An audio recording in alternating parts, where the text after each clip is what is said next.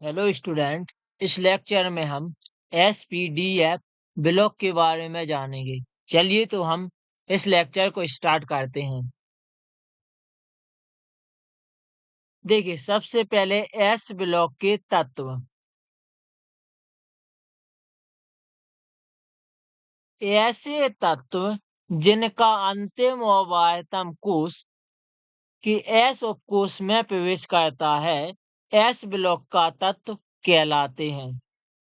इस ब्लॉक में मतलब एस ब्लॉक में दो समूह उपस्थित हैं। आप यहाँ पर देख पा रहे होंगे, पहला समूह इस प्रकार है, दूसरा समूह इस प्रकार है। देखिए, समूह वन। आपको एक ट्रिक भी बता देते हैं। देखिए, समूह वन को आप इस प्रकार याद कर सकते हो। है, ली, ना, की, रव, से, फरियाद। समूह टू है की ट्रिक। देखिए, बेटा, मांगे, कार, स्कूटर, बाप, राजी। तो देखिए, ऐसे तत्व जिनका अंतिम और बाह्यतम कोश के एस उपकोष में प्रवेश करता है, एस ब्लॉक के तत्व कहलाता है। एस ब्लॉक को हम दो समूह में बांटते हैं, समूह वन और समूह टू। समूह वन को हम क्षारीय धातु कहते हैं और समूह टू को क्षारीय मृदा धातु कहा जाता है। अब देखिए, हम एस ब्लॉक की गुण या विशेषता के बारे में पढ़ लेते हैं। यह तत्व मतलब जो एस ब्लॉक के तत्व हैं, अत्यंत क्रियाशील होते हैं। देखिए, जब हम एस ब्लॉक के तत्व को यदि खुला छोड़ दें तो वो वायु से तुरंत अभिक्रिया कर लेता है या फिर जल में डालने पर तुरंत अभिक्रिया करेगा। तो पहला पॉइंट है, एस ब्लॉक के तत्व अत्यंत क्रियाशील होते हैं। इनके ऑक्साइड क्षारीय होते हैं। एस ब्लॉक के तत्व के कैसे होते हैं? ऑक्साइड क्षारीय होते हैं। देखिए, समूह वन और समूह टू की ऑक्सीकरण संख्या +1 और +2 होती है। यदि आप ऑक्सीकरण संख्या नहीं जानते हो तो आप थोड़ी देर बाद आगे जब आप पढ़ते जाओगे तो आप जान जाओगे। देखिए, जो समूह वन है इनकी ऑक्सीकरण संख्या +1 होती है और जो समूह टू है इनकी ऑक्सीकरण संख्या 2 होती है, जो हम परमाणु क्रमांक से भी निकाल सकते हैं। जैसे देखिए, हाइड्रोजन का परमाणु क्रमांक 1 है तो इसकी ऑक्सीकरण संख्या जैसे +1। इस प्रकार हम निकालते हैं, आप धीरे धीरे समझ जाओगे। अभी केवल इतना याद करते जाएं, यह क्रिया संकुल नहीं बनाते हैं। जो एस ब्लॉक के तत्व हैं वो संकुल नहीं बनाते हैं। किस किस को छोड़कर? लिथियम और मैग्नीशियम को छोड़कर। आइए अब हम पी ब्लॉक के बारे में पढ़ लेते हैं। पी ब्लॉक के तत्व ऐसे तत्व जिनका अंतिम और बाह्यतम कोश पी उपकोष में प्रवेश करता है, पी ब्लॉक के तत्व कहलाते हैं। इस ब्लॉक में मतलब पी ब्लॉक में समूह 13 से समूह 18 तक कुल 6 समूह हैं। देखिए, समूह मतलब क्या है? वर्ग। कुल कितने? 6 वर्ग हैं। पी ब्लॉक में आपको 6 वर्ग दिखेंगे। देखिए, एक वर्ग, दूसरा वर्ग, तीसरा, चौथा, पांचवा और छठवां। मतलब पी ब्लॉक में 6 समूह या 6 वर्ग होते हैं, जो समूह 13 से स्टार्ट होते हैं।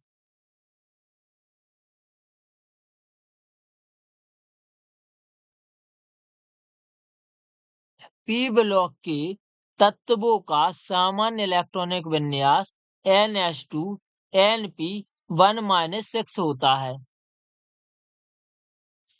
आइए अब हम पी ब्लॉक के तत्व की विशेषता या गुण के बारे में पढ़ लेते हैं। यह तत्व प्रिय अधातु व उपधातु होते हैं।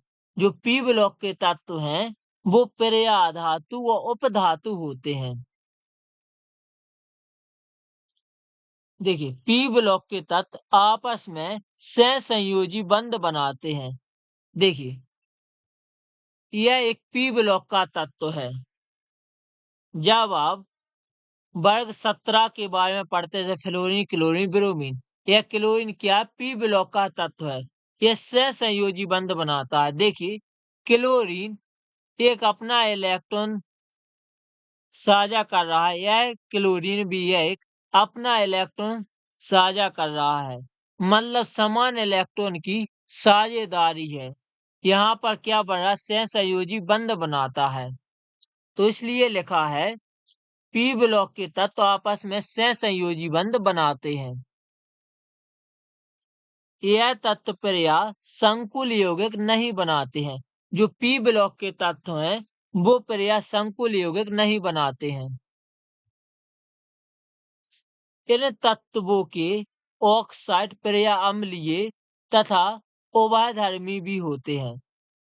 जो पी ब्लॉक के तत्व होते हैं वो कैसे होते हैं, प्रिया देखिए अम्लीय होते हैं और तथा कुछ उभयधर्मी, मतलब अम्लीय और क्षारीय दोनों होते हैं। आइए अब हम डी ब्लॉक के तत्वों के बारे में अध्ययन कर लेते हैं।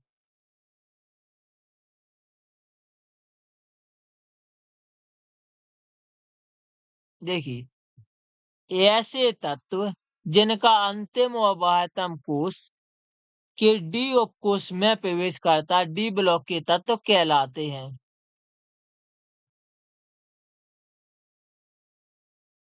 इस ब्लॉक में समूह 3 से समूह 12 तक कुल 10 समूह हैं। देखिए,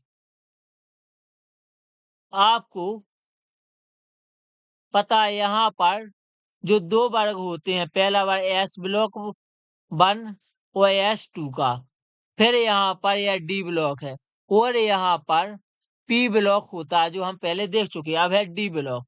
देखिए, डी ब्लॉक में 10 समूह है। देखिए, 1 समूह, 2 समूह, 3 समूह, 4, 5, 6, 7, 8, 9, 10। जो समूह 3 से स्टार्ट होता है, क्योंकि समूह 1 और समूह 2 एस ब्लॉक का होता है, यह समूह 3 है। तो देखिए, यहाँ से 3 से 12 तक डी ब्लॉक में आता है, जो कि कुल 10 समूह हैं। अब देखिए, डी ब्लॉक का इलेक्ट्रॉनिक विन्यास NS2 NP6 N-1 D1-10 होता है।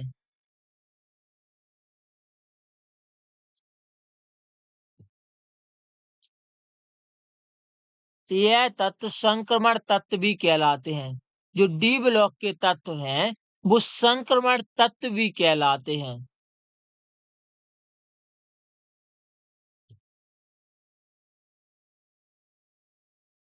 देखिए, डी ब्लॉक की हमने 2 विशेषता पढ़ चुके हैं। यह तत्व संक्रमण तत्व भी कहलाते हैं। यह तत्व धात्विक गुण दर्शाते हैं। मतलब डी ब्लॉक के तत्व की दूसरी विशेषता क्या है, यह धात्विक गुण दर्शाते हैं।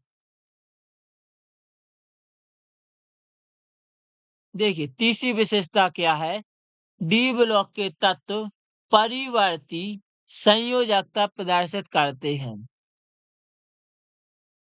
देखिए, इसकी संयोजकता कहीं पर 2 भी है और कहीं 3 है, तो इसलिए लिखा है डी ब्लॉक की तत्व परिवर्ती संयोजकता दर्शाते हैं।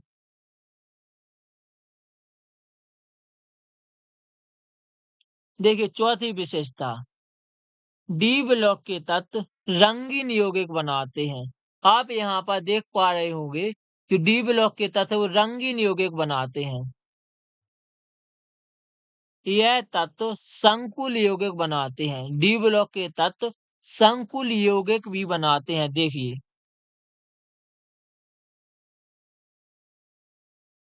अब देखिए डी ब्लॉक की छठवीं विशेषता, यह तत्व मिश्र धातु बनाते हैं। आप देखिए, कॉपर और जिंक मिलकर एक मिश्र धातु बना रहे हैं।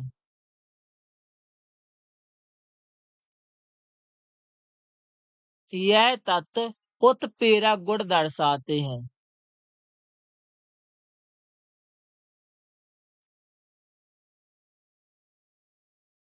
देखिए, तो इस प्रकार हमने डी ब्लॉक की विशेषता के बारे में अध्ययन कर लिया है। अब हम एफ ब्लॉक के बारे में अध्ययन कर लेते हैं।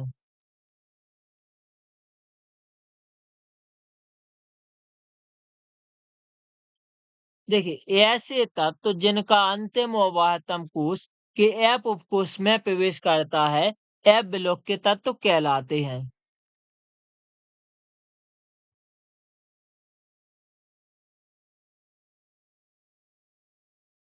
देखिए, इस ब्लॉक में मतलब जो एफ ब्लॉक है, एफ ब्लॉक में आधुनिक आवाज सारणी के नीचे 2 श्रेणियां बनाई गई हैं। देखिए, नीचे एफ ब्लॉक के लिए 2 श्रेणियां बनाई जाती है जिसे हम लेंथेनाइट श्रेणी और एक्टेनाइट श्रेणी के नाम से जानते हैं। अब देखिए, हम एफ ब्लॉक की विशेषता के बारे में अध्ययन करेंगे। यह तत्व अंतः संकरण तत्व भी कहलाते हैं। जो डी ब्लॉक के तत्व हैं, वो संक्रमण तत्व कहलाते हैं। लेकिन जो एफ ब्लॉक के तत्व हैं, उन्हें हम अंतः संक्रमण तत्व भी कहते हैं। यह तत्व धात्विक गुण प्रदर्शित करते हैं। जो एफ ब्लॉक के तत्व हैं, वो धात्विक गुण प्रदर्शित करते हैं। तीसरी विशेषता, देखिए, जिस प्रकार डी ब्लॉक के तत्व परिवर्ती संयोजकता प्रदर्शित करते थे, उसी प्रकार एफ ब्लॉक के तत्व भी परिवर्ती संयोजकता प्रदर्शित करते हैं। आप जैसे यहाँ पर देख पा रहे होंगे, कहीं पर इसकी संयोजकता +3 होगी, कहीं पर 4। यह तत्व संकुल यौगिक बनाते हैं। एफ ब्लॉक के जो तत्व होते हैं, वो संकुल यौगिक बनाते हैं। यह तत्व रंगीन आयन बनाते हैं। देखिए, जो एफ ब्लॉक के तत्व हैं, यह भी रंगीन आयन बनाते हैं। जो डी ब्लॉक के तत्व थे, वो रंगीन यौगिक बनाते थे, लेकिन एफ ब्लॉक के तत्व रंगीन आयन बनाते हैं।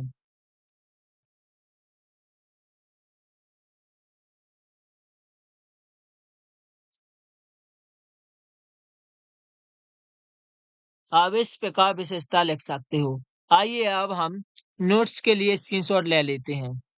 जरूरी नहीं आपको यह सब एक साथ पूछा जाए। आपको केवल एस ब्लॉक भी पूछा जा सकता है, पी ब्लॉक भी, डी ब्लॉक भी, इन्हें अलग-अलग करके भी क्वेश्चन पूछे जा सकते हैं।